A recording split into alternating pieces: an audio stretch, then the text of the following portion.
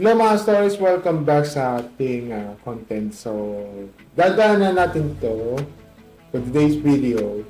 Itong post na to sa galing sa Facebook.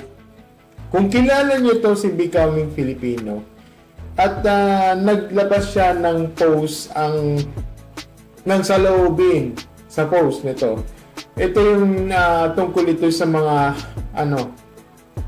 ito yung mga talamak ang mga sugalan, mga betting sites, diba? Kaya talagang nakakalungkot isipin na nangyayari ito sa lugar to at patuloy pa rin pinopromote even even yung mga TV stations, radio station, malala pa yun, diba? Radio stations, mga radyo sa mga frequency, yung FM radios, pinopromote nila. Ang masaklap dun, pati yung mga mabigating celebrity ay endorse sila sa ganito. So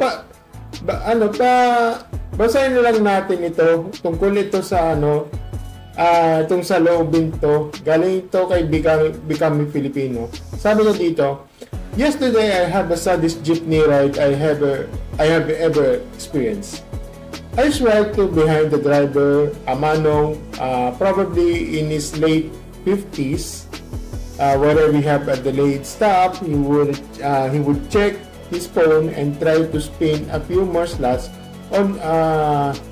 Okay, so ihaharangin ko na lang ito for kasi kasi ito bigatin to, baka arangin ko lang to. So when we had the really long stop, he kept loading 50 peso with GCash, losing it quickly and reloading. Sad to think, he's really blew in his earnings for work in a day, meaning it was one of the most depressing rides I have ever had. Okay, we all may have vices. I mean, gambling has always been deep rooted in culture here. Just look at Peria or Sabong. But grabe, it just seems like online gambling has completely taken over. Billboards everywhere, ads in apps, random text messages, even slot machines being modeled by Miss Universe contestants on coronation night, thinking about being empowered, diba? As I watched Manong, I couldn't help but think, GCash, please disconnect from gambling websites. It is just too easy. I just couldn't help but share my sadness and thoughts. That's all. Okay, so yun nga yung sinasabi ko, talagang talamak talaga kahit yung mga even GCash nga pinopromote yung ganitong apps na to eh. At ang masaklap doon, nandun na sa na Pagcor naman license. License naman ng Pagcor. At meron sinasabi na reminder daw na e-sport, fun lang. Yun yung mga reminders yan. Especially sa mga ni-endorse yan. Lalo sa mga DJ na mga radio station, ayaw ko magbanggit, kasi kalimitan may ini-endorse sila sa ganito na programa nila na yun yung sugal na yun. Sabi daw na is for fun lang. Okay, sige, for fun lang.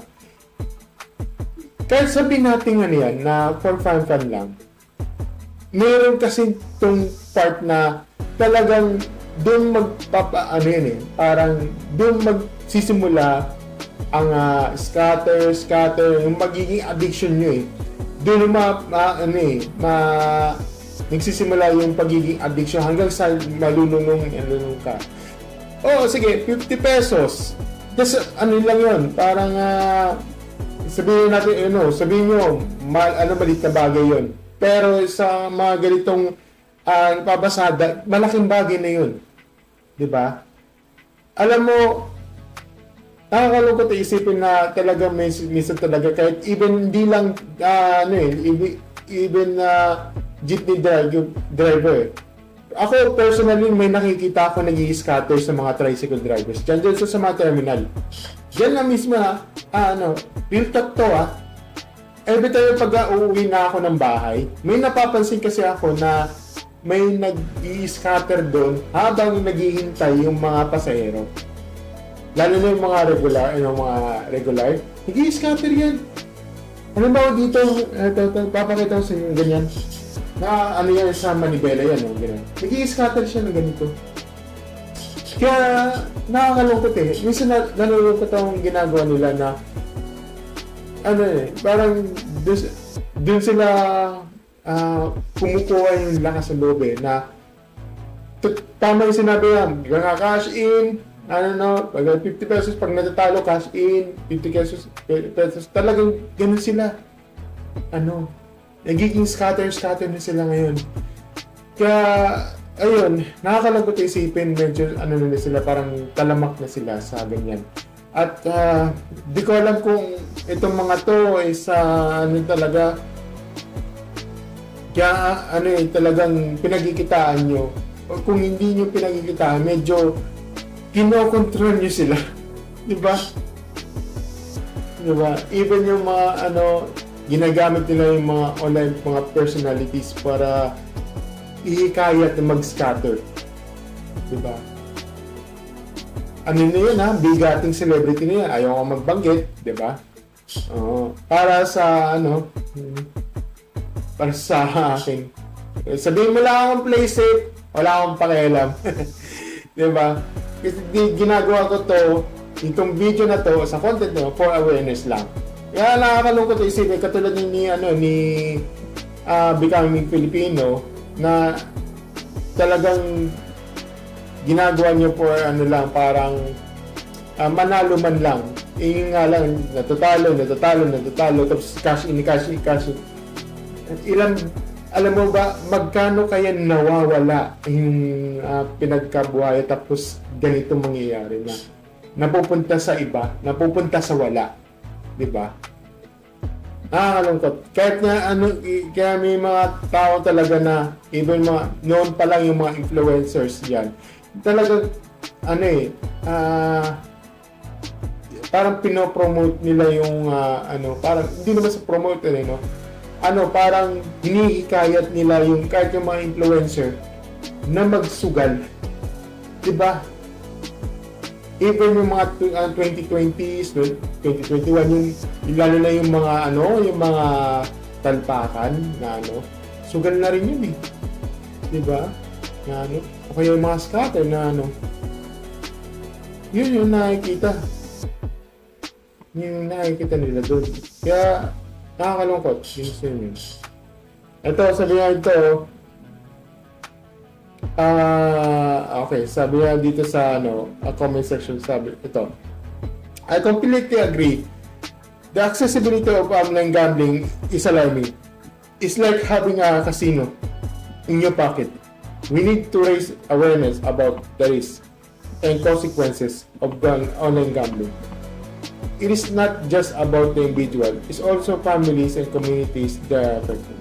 Ang nakakalungkot dito kasi pati bahay nyo sinasangla dahil lang sa sugal, dahil sa scatter. Nangyari, naalala nyo ba ito yung isang influencer na nabudol sila sa isang manager dahil sa scatter. Tinaya yung scatter na talo. Ano nangyari? Wala. Diba? Alam ko, ako na-try ko na yan. Tantakan pa lang yan Sa tantakan pa lang, na-addict ako. Buti na lang, na-control ko yung sarili ko. Even yung 100, pasok, ganyan.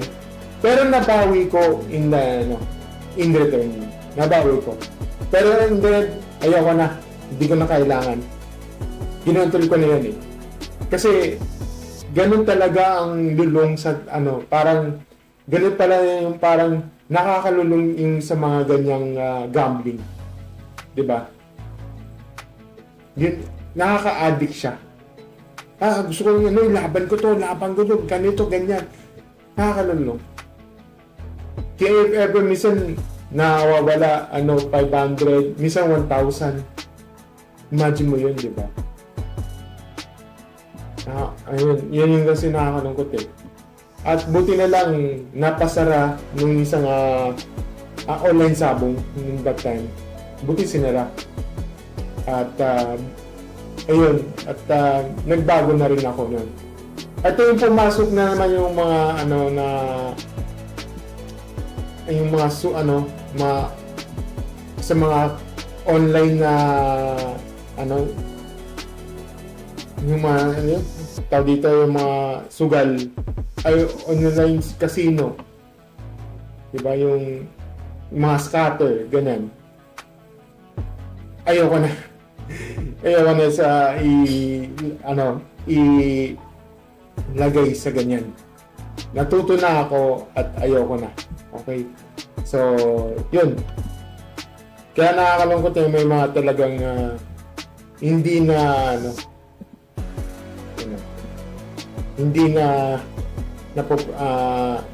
nalulong sa ganyan. Kaya minsan nawawala tayo sa mga pamilya natin dahil lang sa sugal. So, ang masasabi ko lang dito is hindi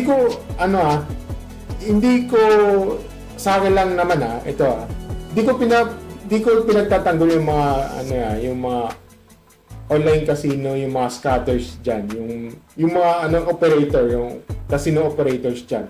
Hindi ko pinagtatanggol dito. Ang sinasabi ko lang dito, sige, sasabihin natin for fun lang, ganito, ganyan. Pero yung ginagawa ninyo, nilalagay nyo sa alanganin ng tao. Hindi kasi